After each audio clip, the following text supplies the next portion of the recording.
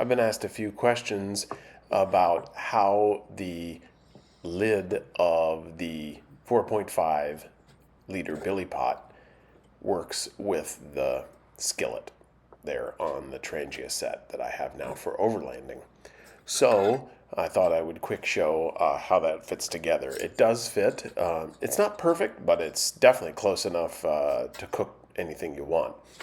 So once I figure out how to get off this strap, there's my skillet with the that cutting board there and strainer that comes with the set. And so I've got the skillet there. Now, of course, I won't use the handle for this, but I'm going to put the lid of the 4.5 liter billy on top, and you'll basically see that it fits just about perfect. The sides of the skillet are a little curved, but and the sides of the lid are straight. So it's not a perfect fit. I mean, but it is. If you're just looking to cover it, it is absolutely perfect. So I do want to show you this. This is my fry bake.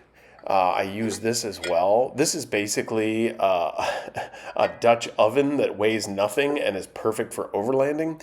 But notice that the lid of the fry bake also fits quite well over the skillet. It's a little big, but it works perfectly. I mean, it really is. If you're just looking to cover it, it's great.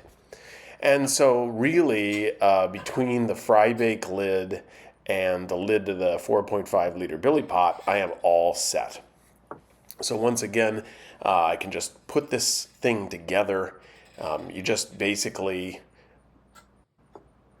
put the set on top of the skillet, on top of the cutting board. I like to put the strap through the notch that holds the skillet handle because that keeps the strap centered. And then that's on the left-hand side, and then on the right-hand side, I put the strap underneath the bail.